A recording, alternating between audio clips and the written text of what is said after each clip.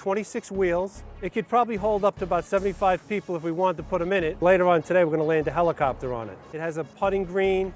It has a pool. This was the original record holder for the longest car/limousine in the world. The original design was by Jay Ohlberg out of Burbank, California in the 80s. And today we've beaten the record by a fraction, but it is still longer than it was originally. When I found the car, it was in very poor condition. I'd say on a scale of 1 to 10, it was -1. I found the car in New Jersey. It was rotting behind a warehouse, and I put a bid on it and I won it. It was completely rusted through to the ground, basically a piece of junk.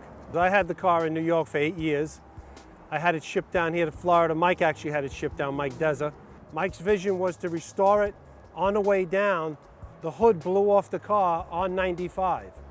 Never to be found again. I don't know where it is. So thankfully we had 3 donor cars. We took one of the hoods. We started the restoration project about 2.5 years ago.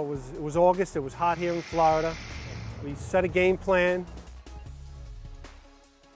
So we took 3 donor cars, we cut them up, we replaced the whole cab of the car so we could drive it. The engine was replaced, all the tires were replaced, helipad was redone, the pool was redone. On the inside of the vehicle, we have seating for passengers. We have carpeting, we have leather, we have vinyl, we have LED lighting. This can be configured for any type of party, any type of design that you'd want, but it could hold up to 75 people any day of the week. What I found surprising with the car is when we started fixing it and we started taking it apart, it was 6 Eldorados that were put together, but the middle section had to be fabricated from scratch. And it kind of reminds you of the construction of a bridge. I mean, just an enormous undertaking to do this type of job. 6 Eldorados, each one of them weighed just a little over 5,000 pounds. So we used 6 of them, but we didn't use every part of them. So when you add the steel in, I would say 25,000 pounds would be a good guess. Maybe we'll weigh it one day and we'll really find out. There are pictures of this limousine with the helicopter, but there is no actual footage of that helicopter landing on it. And we're going to do it today here at Desertland.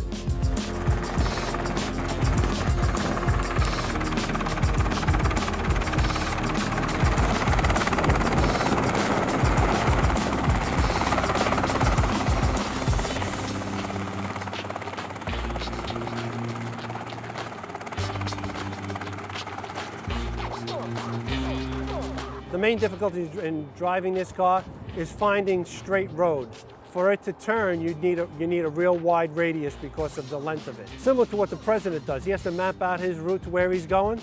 That's what we would have to do. We would have to map out a route and know where we're going to turn. It's not for everyday driving, obviously. We talked about maybe turning it into an electric vehicle. That would take 26 motors, 1 for each wheel. The battery, I don't know how big it's got to be, but we have plenty of room for that battery. So maybe you'll see the biggest electric vehicle in the world. People react to the car like they can't believe that it's even real. They think it's like a model in a magazine. But when they see it, even in the condition before it was restored, it was an attraction.